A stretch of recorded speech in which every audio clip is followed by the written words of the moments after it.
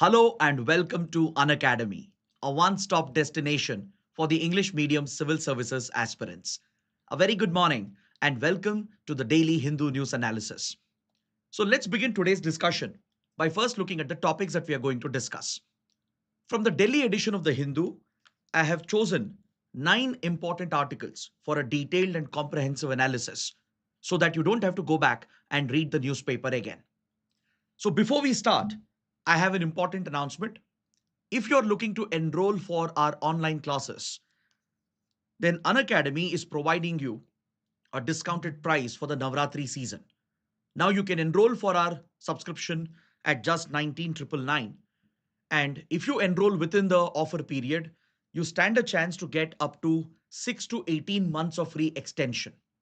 You also get access to CSE Assure Guarantee from Unacademy.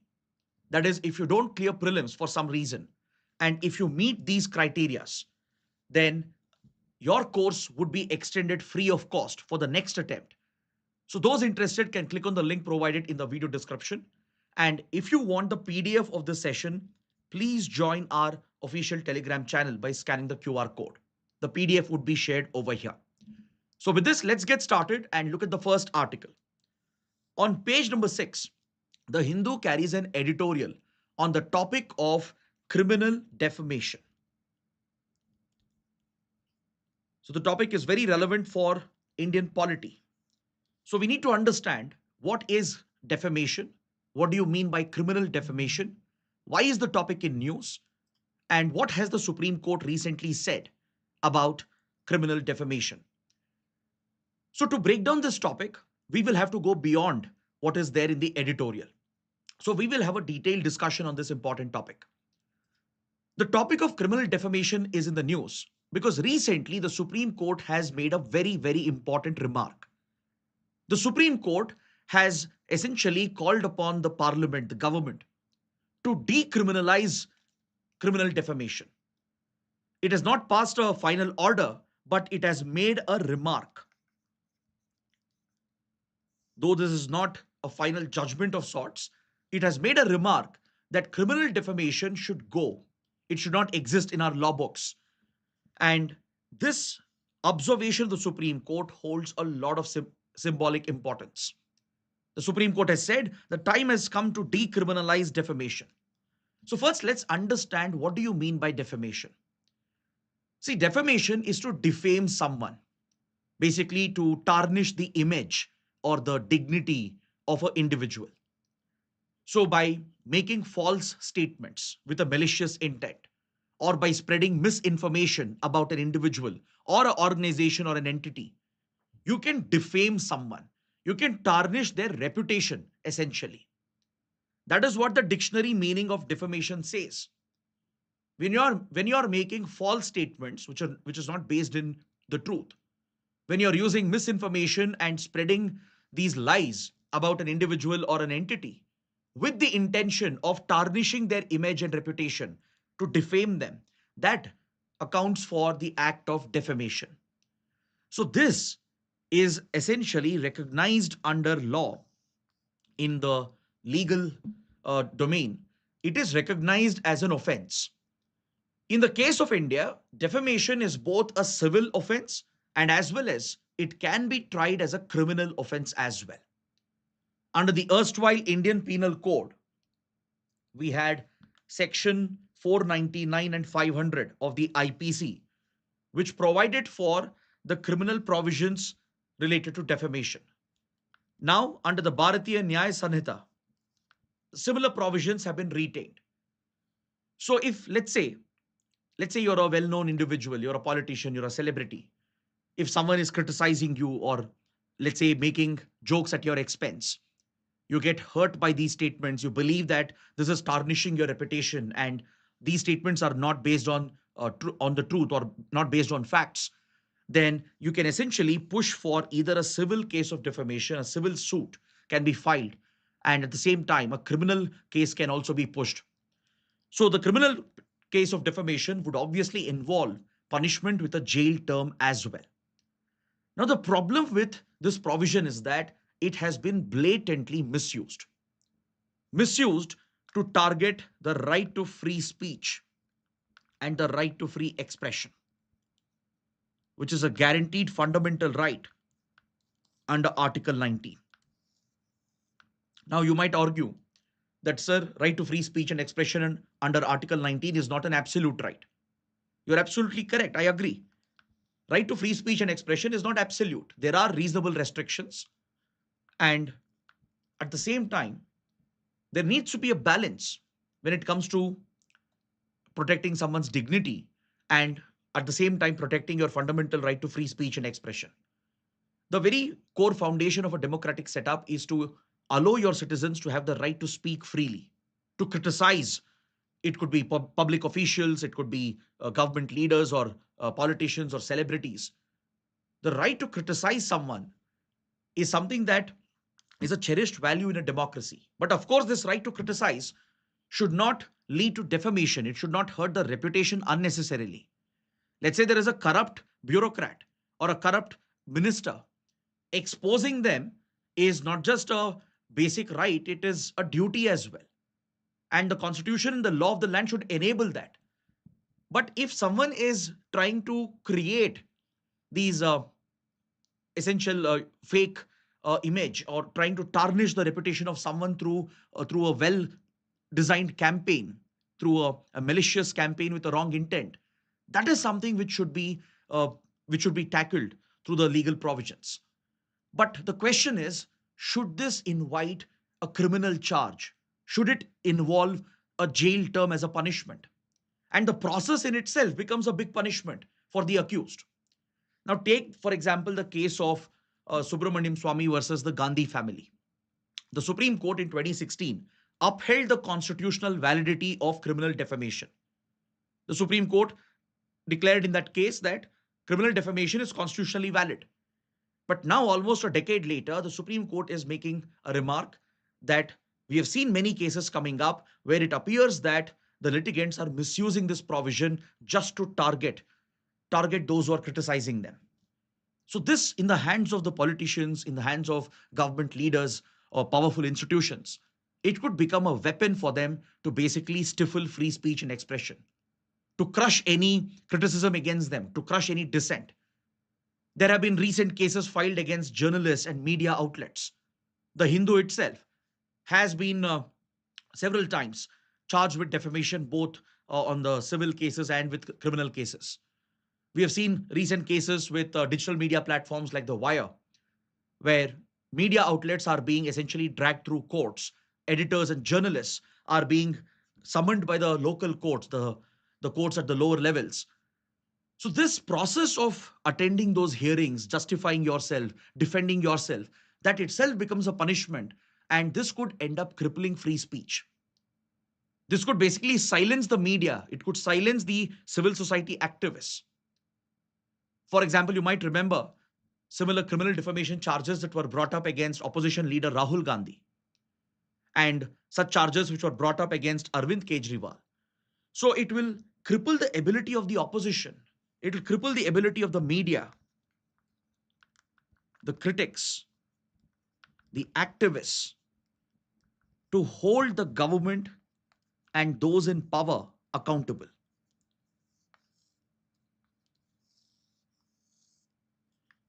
And the other major concern under the criminal defamation law is that it's not just the aggrieved person who can file a case. Even a third party has been allowed to file these charges in someone else's name, on someone else's behalf.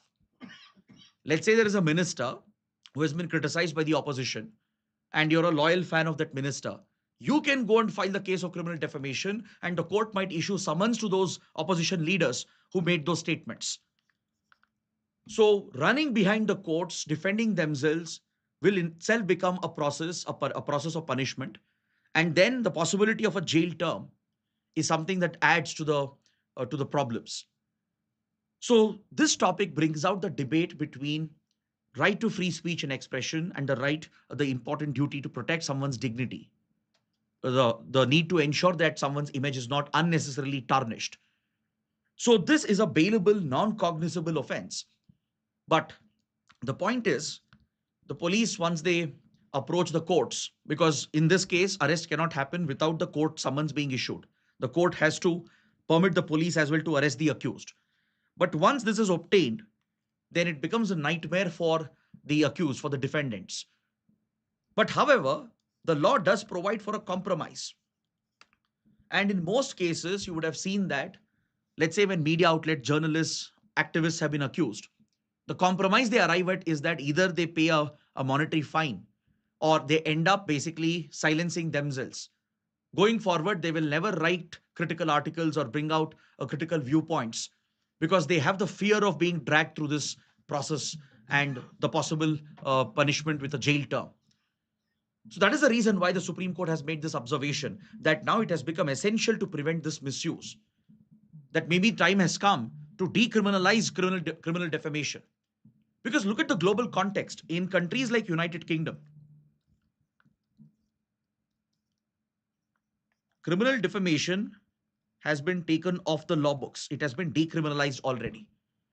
In fact, the defamatory provisions in the IPC was a creation of the British, inspired by British law. So UK itself has done away with criminal defamation, whereas civil defamation is something that you see across the world in democratic states. So criminal defamation does not align with the goals of democratic principles. That is something which is very, very clear. And now the Supreme Court giving the push could hopefully, maybe in the coming days, push the government, the parliament to consider the decriminalization of criminal defamation. So based on this, let's look at this practice question. In the mains exam, you can expect a type of question which focuses on the concept of criminal defamation, asking you to analyze, critically analyze whether criminal defamation should be continued or should we essentially get this removed from our law books.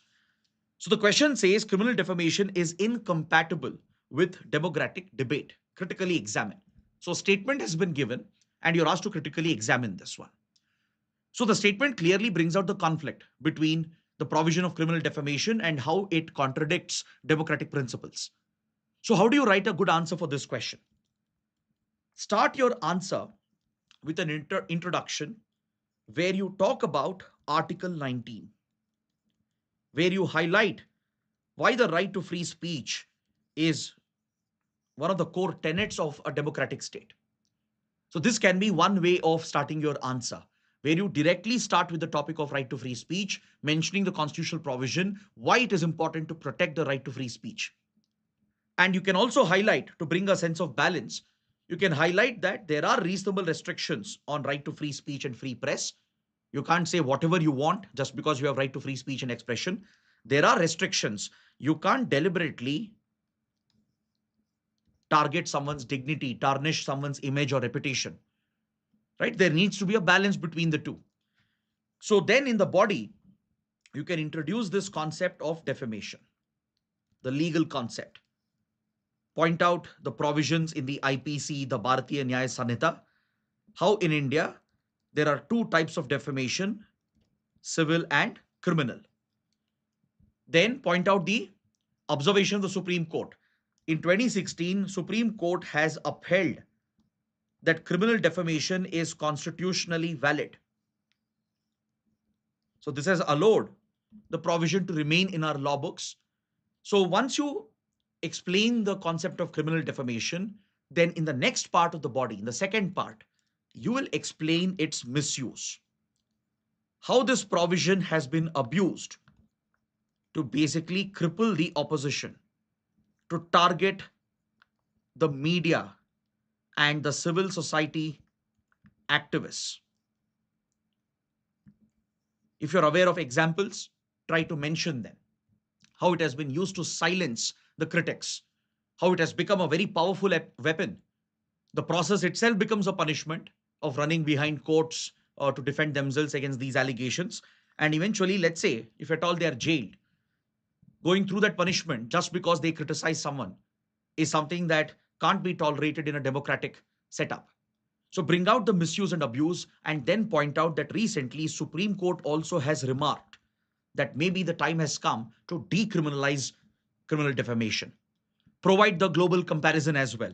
In the UK, where the provision of defamation and criminal defamation originated in British law. UK itself has done away with it. So basically, criminal defamation does not sit together with democratic debate. It doesn't align with the principles of a democratic state. So this has to be your conclusion. Is that clear? So this provides for a balanced argument. So I hope you use this answer writing approach to practice your answers, your answer writing skills. And if you write the answers, please post them in the comment section. Now let's look at another important column on page number 8, written by a civil servant, which focuses on the mapping of India-China border. This article actually helps us understand the claims of China when it comes to the territorial dispute with India, and how these claims are justified by China based on historical grounds.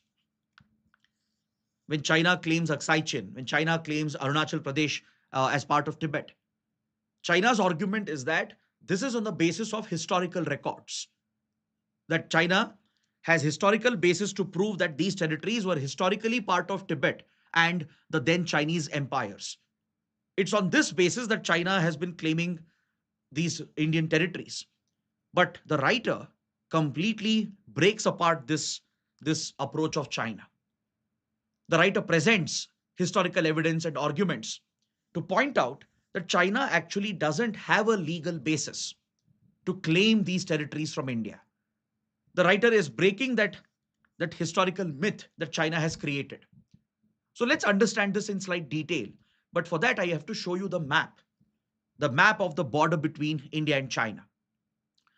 So following the Chinese Civil War in 1949, when the Communist Party won the conflict, they basically threw out the Kuomintang Party, the KMT, which was in power, which ruled Republic of China, or ROC. So the ROC regime under the Kuomintangs, they were defeated, they were thrown out to Taiwan. And the Communist Party of China captured power in mainland territory of China and established the modern Chinese state, which you know as the PRC, the People's Republic of China.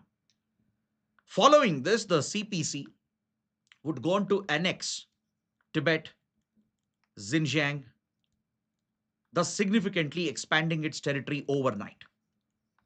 The PRC displayed its territorial ambition and carried out expansionist aggression in the neighborhood and annexed the territories of Xinjiang and Tibet.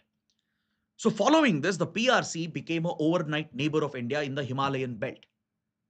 Because otherwise, India's borders over here would be with the Kingdom of Tibet. So this Chinese annexation of Tibet would essentially make China an immediate neighbor for us.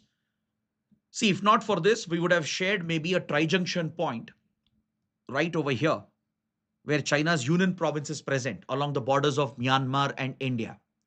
So apart from that one tri-junction point, we wouldn't be having any of these boundaries with China if Tibet existed as an independent state. So following the Chinese annexation in 1950, China would share these borders with India. And initially, there was an attempt by India to peacefully resolve the boundary issue which was present. Obviously, there was a need to recognize the boundary line. And India was more than willing to talk and negotiate about this. Now, today, we have standing disputes at multiple locations along the India-China border. So this border stretch is divided into three sectors: the western sector, middle sector, and eastern sector. The western sector primarily refers to the borders in the Ladakh region. The middle sector refers to the borders towards the Himachal Pradesh, Uttarakhand region. Then you have the eastern sector that refers to the borders from Sikkim to Arunachal Pradesh. That includes your McMahon line. Correct? So there were British era boundaries as well in the Ladakh region, and as well as in Arunachal Pradesh, the McMahon line, which China does not recognize. Now, even before that, let's say we look at China's historical claims, which it brings up. China says the then Manchu Empire, which ruled China for nearly 267 years, from 1600s to 1911, right? The Manchu rule or the Manchurian dynasty if you look at their historical records and the boundaries they had with Tibet, because even then Tibet was an independent kingdom, these documents will clearly show that China itself had acknowledged that these territories, be it Aksai Chin, be it Arunachal Pradesh, does not belong to Tibet, does not belong to China. It was clearly recognized by the Chinese delegates that these areas are under Indian influence, which was then under British India. This is where I will take you to 1914. Very, very important development. In 1914, the Simla Convention was called by the British. So between British India and the then Kingdom of Tibet, boundary negotiations were held at Shimla in 1914. During these negotiations, it was not just representatives of British India and Tibet who were present. There were Chinese delegates and Indian delegates present as well. Chinese and Indian delegates were also part of the Shimla Convention. Now, if you look at the documents, it becomes very, very clear that the then China, which is Republic of China, because there was no PRC, there was no Communist Party itself. Communist Party was founded after this. So under the Kuomintang, the ROC had recognized at the Shimla Convention that the Tibet region is not a trans-Himalayan kingdom, meaning it does not extend southwards of Himalayas. Now, if you look at the eastern part, there are historical maps, agreements, and documents dating back to the Manchu dynasty, going back to 1800s, which establish that anything to the south of the Himalayas over here, towards the Assam divide, as it was referred back then, China itself had said this is not part of Tibet. This is not part of China as well. And it is India which has influence over here. See, today, the PRC that claims Arunachal Pradesh, it even calls Arunachal Pradesh as South Tibet, as an extension of Tibet. But this is a new interpretation that China has given from 1950s onwards. Previously, China itself had stated that anything south of Tibet over here towards the Assam divide, towards the southern part over here, from Assam to Tawang to today's Arunachal Pradesh, this region was recognized by the Chinese delegates themselves that it is neither part of China nor part of Tibet, and it is India which has influence in this region.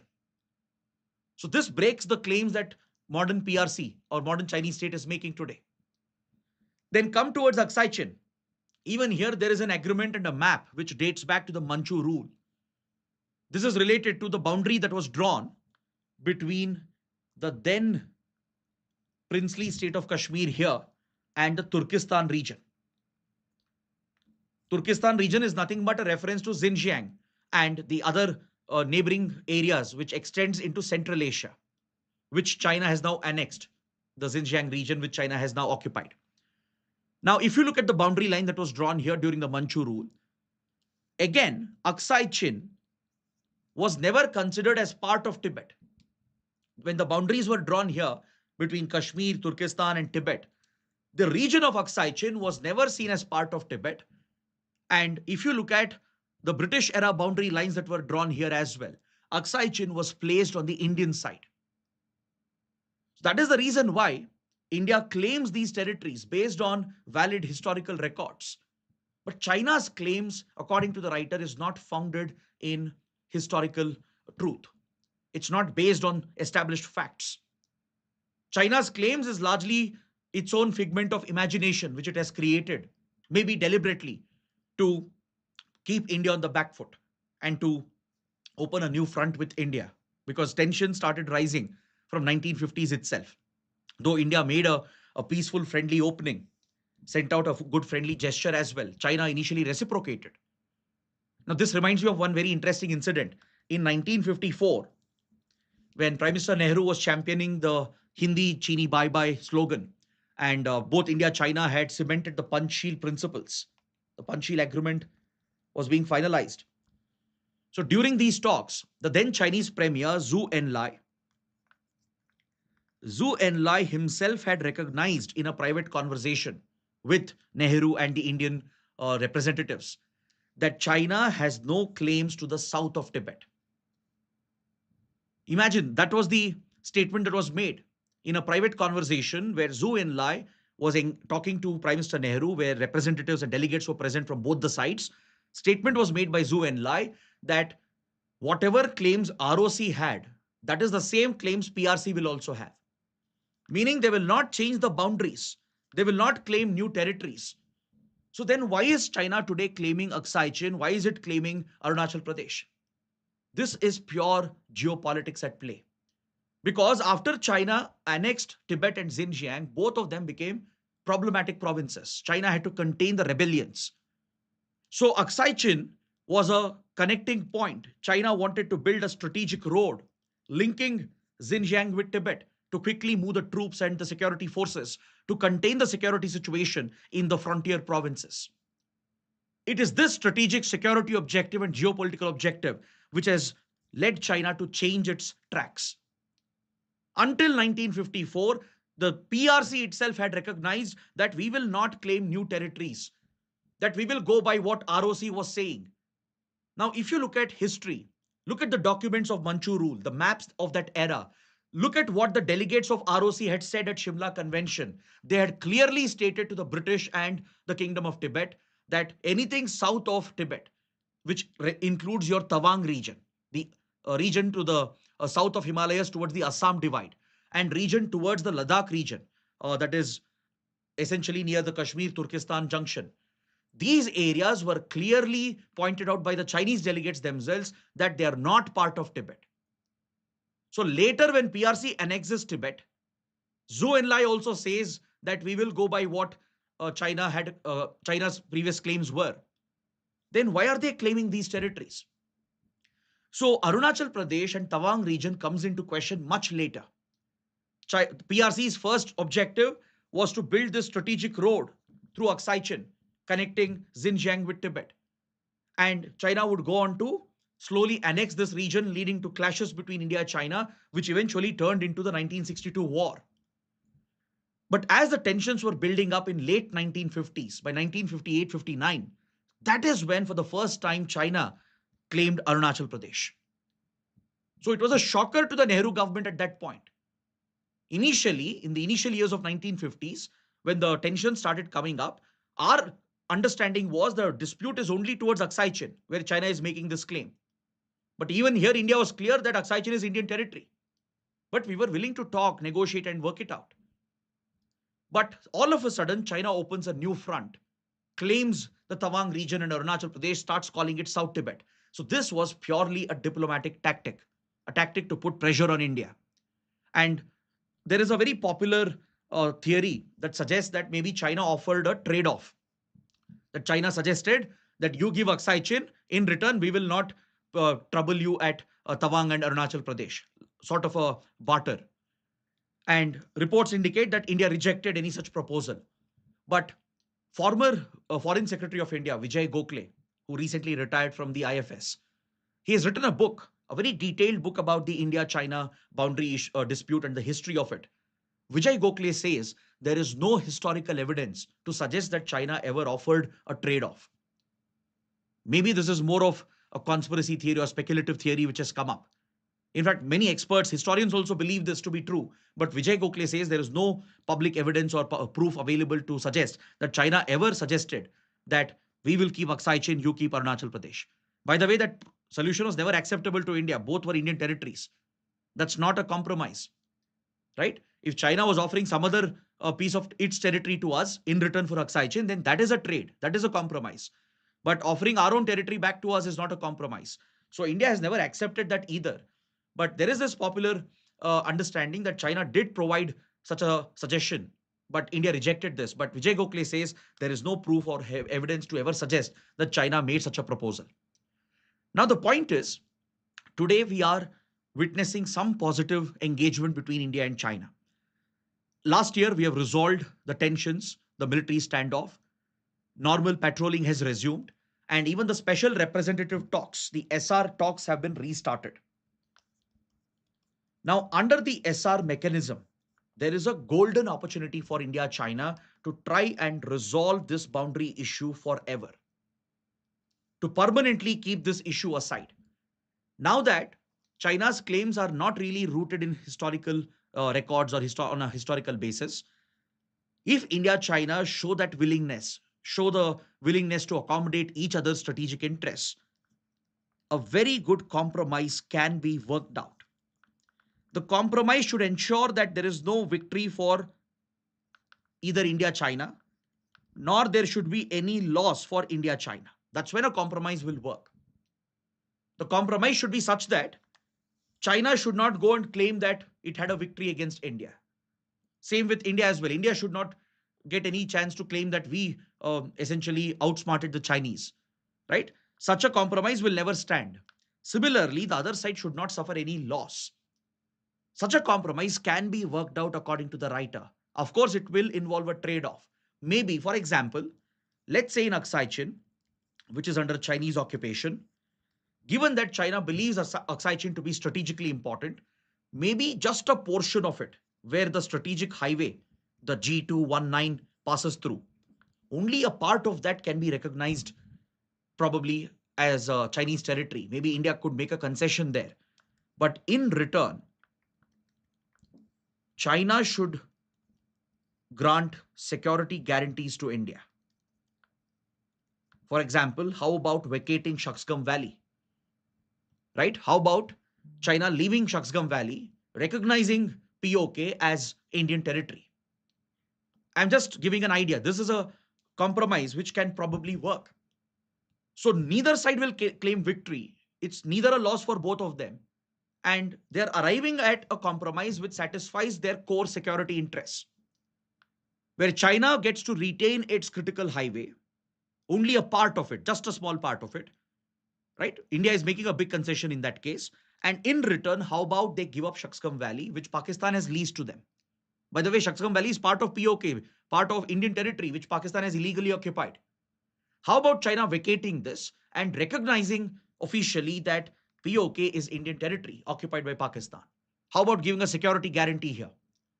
So some trade-off on these lines is what the writer is suggesting. But I know this is maybe too unrealistic as well. Maybe China would never concede this. But it's interesting to explore the idea. So that's where I think this article can be relevant. So take up this mains question. China's territorial claims against India is unsustainable, even on the basis of historical records. Elucidate. So use the pointers that we have discussed, some of the historical facts that are mentioned as well in the article, and try to build your answer for this question. Now let's look at the next article. We have a column related to India's Universal Immunization Program, the UIP. The article examines India's success in the field of vaccination, how India has managed to tackle several diseases and even eradicate some of them and achieve herd immunity in case of certain diseases through its proactive vaccination drive. See, vaccines have been a game changer for humanity. It has single-handedly helped save millions of lives. Preventable deaths have been essentially tackled because of vaccines. So in India, you take, for example, infant mortality rate, which is a key indicator. Our infant mortality rate over the last decade has declined. From 2014 to 2021, infant mortality rate has come down from the previous 45 to 31 per thousand live births. Infant mortality rate is the number of infants losing their lives per thousand live births. So it's a key health parameter.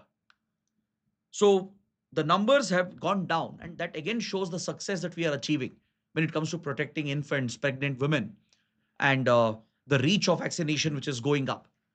You take diseases like polio or disease caused by tetanus, measles, rubella, Japanese encephalitis, right? Many of these diseases are completely preventable with the right vaccines at the right stage. So India has a very ambitious universal immunization program under which 12 vaccines are administered. There are 11 standard vaccines and one particular vaccine which is only for some regions where few diseases are endemic. So this set of vaccines covers tetanus, adult diphtheria, inactivated polio virus to tackle polio, measles, rubella, rotavirus, pneumococcal conjugate, Japanese encephalitis. In 2014, the Modi government launched a very ambitious program called Mission Indradhanush. Under Mission Indradhanush, the government of India has really stepped up the vaccination campaign to create more awareness amongst the public and to ensure that even the remotest regions are covered and to encourage more people and to bring out the women and the children to get vaccinated. The drive has been actively pushed by the center in coordination with the state governments. In 2017, the government has launched a renewed version of Mission Indradhanush, Intensified Mission Indradhanush, IMI. This focuses on specific areas which are undercovered,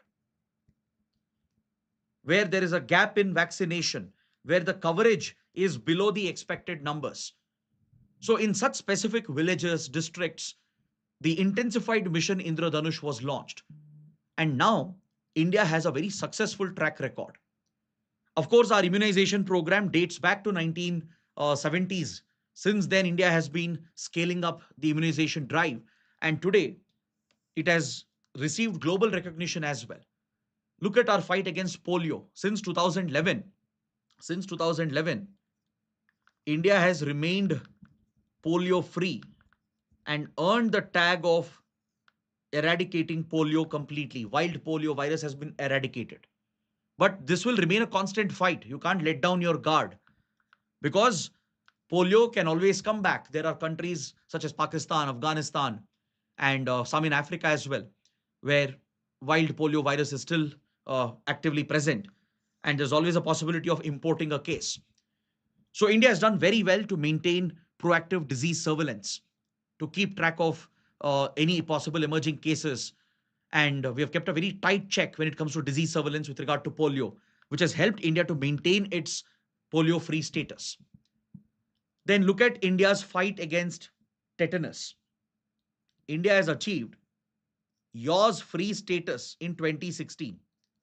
Tetanus causes the yaws disease, which can significantly affect maternal health, neonatal health, right? So India has become yaws free since 2016 thanks to the increased coverage of infants and pregnant women under the program, under the vaccination program, where the tetanus vaccine is administered. Our fight against measles, rubella has a very good coverage, and now we have a aim to achieve 95% coverage with regard to measles, rubella, so that we have herd immunity, so that we can completely curb the spread of the pathogen itself, right? So we saw the success of our vaccine program during COVID-19, for example, during the pandemic. See, India is the world's largest vaccine producer. We saw how India stepped up during the pandemic, how Indian companies could mass produce vaccines, not just for our requirement, but to meet the global requirement. Many countries import vaccines from India, especially countries from global south, the developing, underdeveloped countries from Africa, from small island countries, from Latin America as well. They rely on the cheaper vaccines produced in India. During COVID-19, India supplied free vaccines to many countries under Vaccine Maitri initiative. This was India's vaccine diplomacy, a soft power initiative, helping out poor countries, developing underdeveloped nations. Countries like Nepal, Maldives, Seychelles, and many others, they received free vaccines from India to combat COVID-19. So India has established that leadership role, and we have even leveraged digital technology to drive vaccination campaigns. One reason why we could achieve almost 90% plus coverage during COVID 19 was because of the digital adoption of these platforms such as CoWIN to register the citizens and track the status. So platforms like CoWIN have been transformative, and now it is being used. The same platform is now being used to drive the data documentation under Universal Immunization Program. So these digital tools will go a long way in helping push the vaccination drive. So India should work a little harder to finally eradicate some of these remaining diseases, but we have to maintain constant surveillance, constant watch. There should be heightened local disease surveillance. We should also put in effort to educate the public, spread awareness about the role of vaccines, how they can prevent diseases and deaths. For this, we have to counter the anti-vaccine campaign, the anti-vaxxers, especially those who are inspired by superstition or really orthodox religious beliefs, right? So that is something you have to counter because there's a lot of propaganda, misinformation against vaccines. This propaganda has to be countered, and we need to step up the awareness amongst the public. So if India can do that in the coming years, India would have been a success story when it comes to fighting diseases through vaccines. We already have a lot of achievements to our credit, but the last mile is what is required. And that is what the writers are talking about in this article. So now we move towards the smaller sections, the smaller articles in today's paper. On page 5, there's another important observation made by the Supreme Court, and this has to do with the granting of bail. See, in India, once you're charged with criminal provisions, and if it's a cognizable offense, let's say, for example, serious, heinous crimes, rape, murder, even charges of terrorism under UAPA, the Unlawful Activities Prevention Act, then other controversial laws like National Security Act, for example. Once you're charged under these provisions, once you're arrested, right, the police will have a greater upper hand. The laws enable them with tremendous powers. Bail becomes almost impossible in some of these cases. Ideally, bail should be the norm, not the exception. Because the process of going through the trial in a court in itself is a process of punishment, as I told you in the earlier article as well. Now, someone who has been charged with a crime, right, is obviously presumed innocent until guilty. That is the core principle of natural justice. That's what the Indian judiciary believes in as well, that the accused is presumed to be innocent until proven guilty. And proving the guilt is on the investigators, the prosecution, it's on the state. So granting bail for let's say for non-serious, non-heinous crimes and for other basic charges should be the norm. And this ensures that the accused don't go through the unnecessary punishment. What if eventually they are acquitted of the charge itself?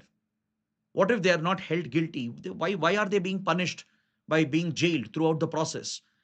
So the Supreme Court has observed that even if, let's say, there is a criminal past to the accused, you can't use that as a ground to deny bail to someone. See, bail is denied on certain specific grounds. For example, if, let's say, there is ample evidence to believe that if the accused is released, then if he can manipulate the witness, if he can threaten the witness or manipulate the case itself from the outside, if he is a very powerful individual, a very well-connected, influential individual, then the investigators and prosecutors can push the court to deny bail. On these grounds, the court will also accept that, yes, if this accused is released, there is a possibility of tampering with the witnesses and the evidence. In such cases, maybe bail can be denied. In very serious, heinous crimes, rape, murder, for example, etc., and even in cases of terrorism, if there is prima facie evidence, then of course bail should be denied. But in every other case, bail should be the norm. That's what courts have been telling repeatedly. Because see, first of all, our prisons are overcrowded. Our prisons simply do not have the capacity to keep under trials. You look at the prison data from the National Crime Records Bureau and the Bureau of Police Research and Development. The data is alarming. Most of our prisons are crowded with under trials. The number of under trials are more than the number of convicts in our prisons. Most of them might even be acquitted eventually, months later, years later. But until the case gets over, they are in jail. They are being denied bail repeatedly. In fact, even the police, the investigating agencies are to be blamed. To cover up their inefficiency in investigation, sometimes they keep pushing for denial of bail, and lower courts keep on granting the approval. Lower courts have a habit of denying bail because see, they are also driven by public perception, the pressure of the media. The lower courts, the judges might be thinking that, okay, if I grant bail, how will the media report this? Right? So as a result, prisons are getting overcrowded. Under trial population is increasing in the jails, right? The system itself is not able to handle the burden. And eventually, this is a miscarriage of justice. Even if, let's say, one accused is eventually proven innocent, and if you kept them in a jail for years together, that is the biggest miscarriage of justice. That's why the Supreme Court has said, let's say someone has a criminal past. That alone can't be the ground to decide whether bail should be denied. Maybe, yes, if there is some proof to believe that the accused has previously been involved in very serious, heinous crimes, or he or she is very well connected and influential, that if you give them bail, they might go and tamper the evidence or influence the witness. Apart from those grounds, bail should be the norm, as Supreme Court has said multiple times, not the exception. So, accused having a criminal past alone cannot be the ground. If there is other backing evidence which makes the court believe that, okay, this accused, if we release, then there might be manipulation of witness or evidence. In such cases, let bail be denied. But just because someone has a criminal past, that alone should not be the ground to decide that bail should be denied to this accused. So this is the observation made by the Supreme Court. Hopefully, this sets the right precedent. Next, India is preparing for the upcoming climate change summit. So this year's climate change summit of the UN Framework Convention on Climate Change, which is COP number 30, Conference of Parties 30. It's being hosted by Brazil in the city of Belém. So India, which is preparing for the upcoming COP 30, is all set to submit its updated list of NDCs, nationally determined contributions. NDCs or INDCs, intended nationally determined contributions. These are the voluntary targets that countries have to set for themselves as per the provisions of the Paris Agreement. Under Paris Agreement, countries had agreed to come out with such voluntary targets known as INDCs or NDCs to cut emissions and to focus more on clean renewable energy to create carbon sinks, so that the global rise in temperature could be kept under 2 degrees Celsius by the end of the century, and if possible, to keep it under 1.5 degrees Celsius by the end of the century. But now the data is very clear that 99% we are going to miss the target. Studies have already shown we might have already missed the 1.5 degrees Celsius target. Maybe global average temperatures have already touched the plus 1.5 degree mark above the pre-industrial levels. And there is no way that at current pace we will hit even the 2 degrees Celsius target. Experts are saying even if we achieve under 3 degrees Celsius target, it's a big achievement. So this tells you the state of climate action, the state of climate change talks and negotiations. That means countries are not doing enough. Though all countries were expected to declare their NDCs under Paris Agreement, only 30 countries out of 193, 194 states have declared their NDCs. That again shows the lack of seriousness and the divide between countries when it comes to climate action efforts. But India is a very proactive participant. We have not only declared our NDCs, we have upgraded them once. Now we are upgrading it for the third time. And we are basically on the path to achieve the NDCs we had declared by the end of this decade. So what were the NDCs of India? India had committed to bring down its emissions intensity as a percentage of its GDP to 45% compared to 2005 levels. Now, emission intensity, it's basically a measure. It refers to the amount of carbon that you're emitting, the carbon footprint per percentage of your GDP. Per unit of GDP growth, how much emissions are you contributing? So India had said we will bring down the intensity of these emissions to 45% compared to 2005 levels. India, as of now, has achieved a 33% reduction. By 2023 itself, we have achieved a 33% reduction when it comes to the emissions intensity. And by 2030, we will definitely meet the target. Then coming to renewable energy target, India had committed that by 2030, 50% of our installed energy capacity would be from non-fossil sources, from clean renewable sources. And India is well on track to achieve this.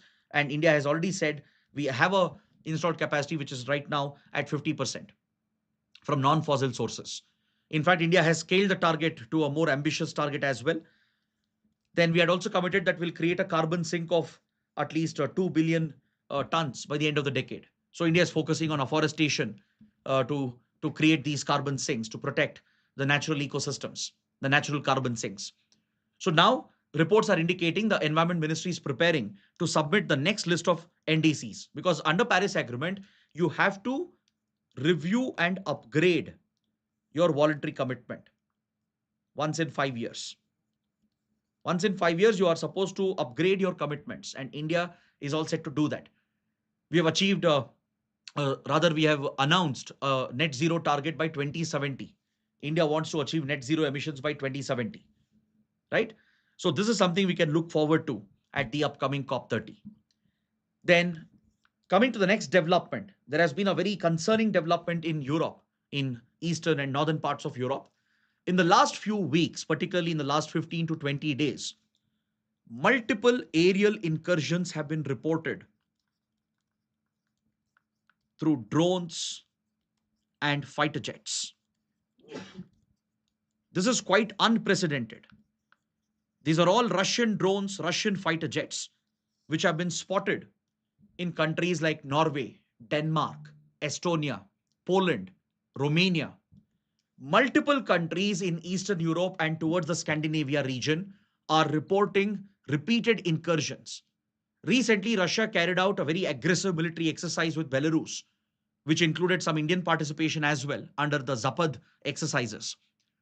Under the Zapad exercise, Russia with Belarus and with participation from India and other countries, they not only coordinated their exercises, but Russia's intent was to test NATO's preparedness. Russia is basically probing the response time of NATO forces. So Russian fighter jets have been spotted in Polish airspace. Russian drones have been spotted near the Copenhagen airport in Denmark. In Oslo, in Norway, Russian drones were spotted. In Estonia, similar incursions and breaches have been reported. And in return, NATO allied forces are scrambling their air defense systems. And though Russia might be just testing NATO response, now this is a recipe for disaster, because one miscalculation or one incident could easily escalate and go out of control. Imagine if, let's say, NATO air defense shoots down a Russian aircraft. What would be the consequence? Let's say a Russian fighter jet is shot down. Russian pilots are killed or captured. Would US back the move of the European countries? Would NATO stand with the others, or would Russia escalate further, resulting in a much wider conflict? Or is Russia just testing and probing NATO's air defense and just bullying them? Or is it just harassment? Or is Russia maybe having some nefarious plans for a wider conflict in Europe? So alarm bells are ringing in Europe following these repeated incursions. So that is something you need to note down. You need to monitor this particular development, and we will cover this as well in the coming classes. Now let's look at the prelim section. Let's wrap up the discussion by looking at the prelims related articles. On page 10, we have an article referring to the visit of Indian Navy Chief to Colombo to strengthen our maritime ties and security cooperation with the Sri Lankan Navy. So during this visit, the Indian Navy Chief, the Admiral, has spoken about the Milan exercise. So what is this Milan exercise? This can be important for prelims. The Milan naval exercise, it's a multilateral naval exercise hosted by Indian Navy. Indian Navy has been hosting this exercise since 1995. We invite multiple countries to take part in it. Initially, the focus was South Asian and Southeast Asian countries. Countries like Sri Lanka, Thailand, Indonesia, Singapore. They were invited in the 1990s to take part in the Milan multilateral exercise, which would be usually held in Bay of Bengal. And it's usually a biennial event, held once in 2 years, right? But now we have expanded the Milan, and multiple other countries are also participating. Vietnam is invited, Bangladesh, Mauritius, Seychelles. Almost 40 countries. Almost 40 countries are known to take part in it. And it has become one of the leading multilateral exercises hosted by India, the largest as well, which is hosted by India. So it focuses on building interoperability and training for disaster management, because the region is indeed affected by multiple disasters, to help out each other by providing humanitarian assistance during times of disaster. It focuses on counterterrorism, tackling organized crime in the seas like drug trafficking, arms trafficking. So this is one of the most important multinational military exercises hosted by India, and one of the largest as well. So since the Navy chief has made a reference to it, just note down these basic facts. When it was started, India is the one which hosts the Milan exercise, which countries have been participating. Just the basic facts could be relevant for prelims. Next, another defense related topic, the three services, Army, Navy, Air Force. They're all set to hold the first ever drone military exercise, and it has been code named as Cold Start. Through this exercise, drones and as well as counter drone systems, counter UAV systems will be tested. Real world situation would be simulated by the three services. It's going to be a tri service exercise, the first of its kind, the biggest of its kind for India. The Cold Start tri service exercise will specifically test drone technology and counter drone, counter UAV systems. And this comes in the backdrop of Operation Sindoor. We have seen in recent times in every conflict the disruptive role of drones, be it the civil war in Myanmar, the Ukraine conflict with Russia, Gaza war, and the wider conflict in West Asia, including Israel, Iran, Israel, Hezbollah, right? Israel and the Houthis.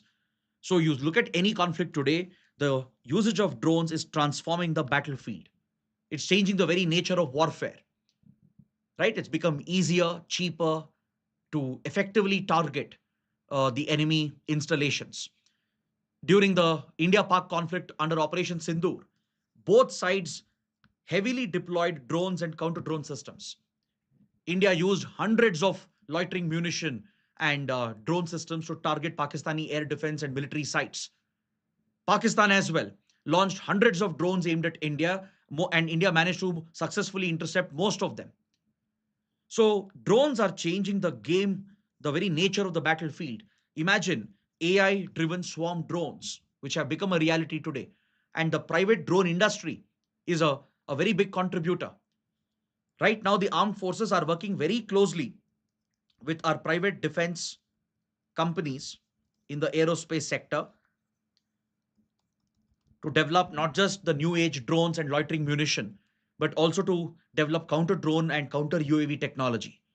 So these critical technologies will be tested out in the upcoming Cold Start exercise. Most likely it will be held in Madhya Pradesh, and it will be one of the largest ever such drone exercise to be conducted. You see such exercises being conducted by other countries as well. Most other countries are also having such plans and preparations. In Europe, there are countries like Estonia, for example, right, which are recruiting. They are mainly recruiting gamers and the younger population, right, so that they can become remote pilots, remote drone operators.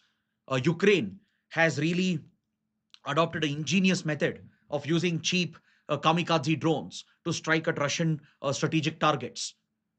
So drones are changing the very nature of the battlefield, and the Cold Start exercise will help our armed forces to identify the gaps present in our air defense, to identify the efficiency, the effectiveness of drone operations, to streamline and build synergy between the forces. Now, coming to the last article from Science and Tech, in the supplement section, there's an article that refers to the ITER project. The article refers to nuclear fusion technology and India's own nuclear fusion reactor, which might come up in the future.